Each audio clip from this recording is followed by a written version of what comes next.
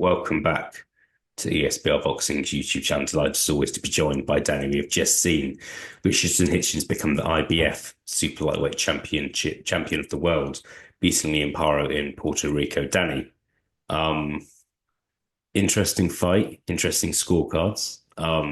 Give us your thoughts on what we've just seen, please. Yeah, it's not exactly a fight I'm gonna tell my grandkids about, I don't think. It was sort of a fight of not two halves, maybe, but like one third and then two other thirds.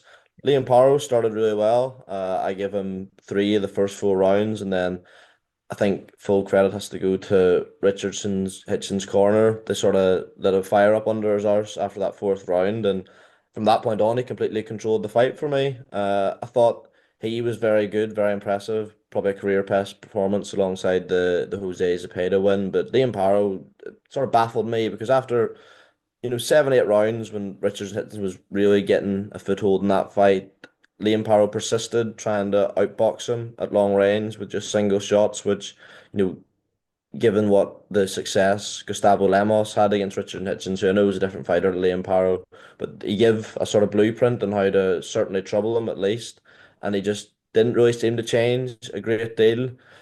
Obviously, a lot of the credit has to go to Richard Hitchens from that. I thought he boxed brilliantly, and yeah, we'll come on to the scorecards, but I had him a fairly comfortable winner. The right man won at least.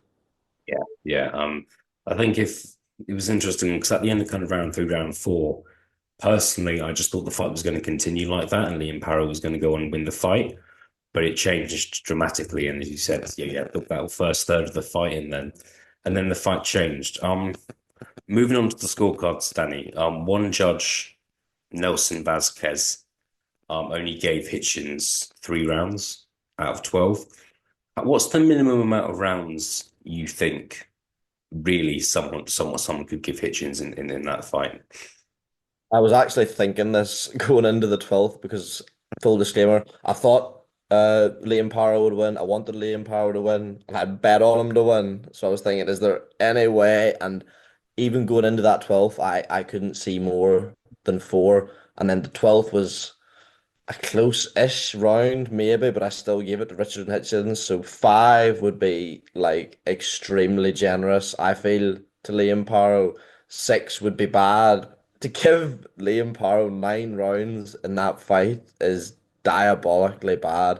And again, this is coming from someone with all the biases I've just mentioned for Liam Paro going into the fight.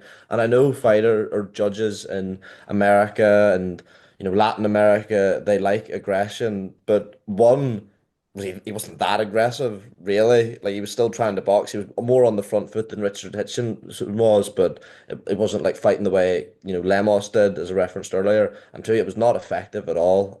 Yeah, that card, in terms of, I mean, we see bad cards weekly, but in terms of in a world title fight, that is the worst I've seen in a long time, I do have to say. Yeah, yeah.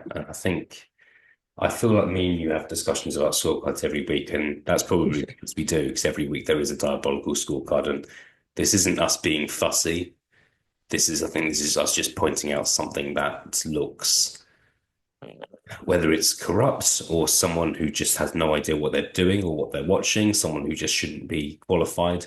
And the frustrating thing is because at the end of the day, the right person has won the fight, you question what will be done. But I just think what needs to happen is Nelson Vasquez needs to sit in front of some sort of board and explain how he got that scorecard, or just admit that he was under the influence of something, like something was wrong, like he wasn't, just wasn't feeling very well, or just he just wasn't able to score the fight properly.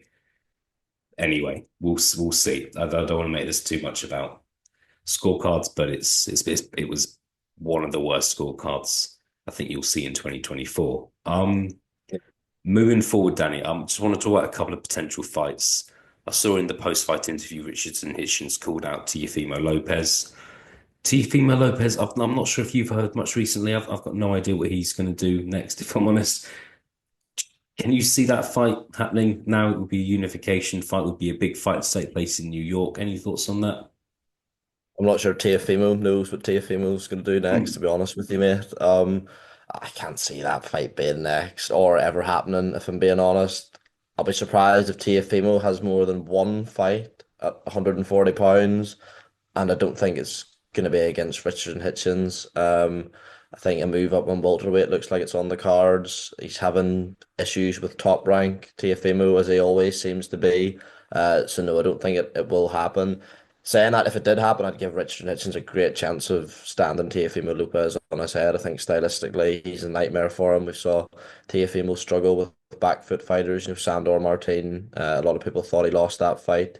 Jermaine Ortiz, a lot of people thought he lost that fight. And I make Richard and Hitchens probably a better fighter than both of them, with a similar style. So I think he would have a very good chance of beating Teofimo Lopez, but he doesn't bring anywhere near enough to the table for top rank and the people around Teofimo Lopez to have any desire to make that fight. So unfortunately for Richardson, I can't see it happening.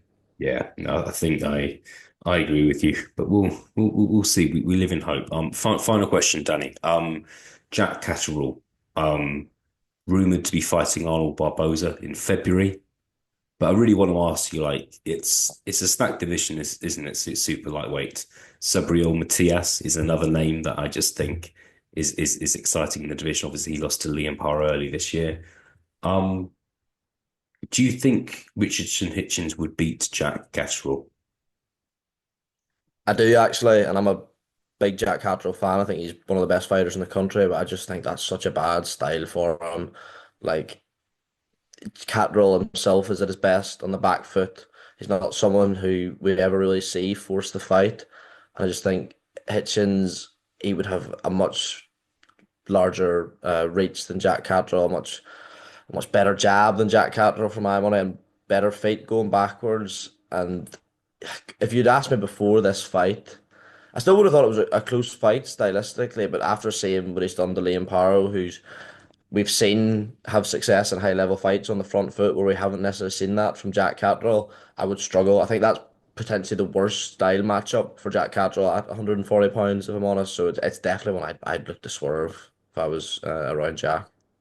Yeah, we'll see. I mean, look, there's a reason why Jack Catterall wasn't in Puerto Rico tonight. I know that was the plan originally after the Regis Prograis fight. Now that's not happening, and yeah, perhaps he is going down the WBO route by fighting Arnold Barboza in February. All right, Danny, we'll leave it there. New world champion Richardson Hitchins in a very exciting 140-pound division. We will see what he does next. Danny, thank you very much for your time, and I'll speak to you again soon. No problem, mate. Thanks.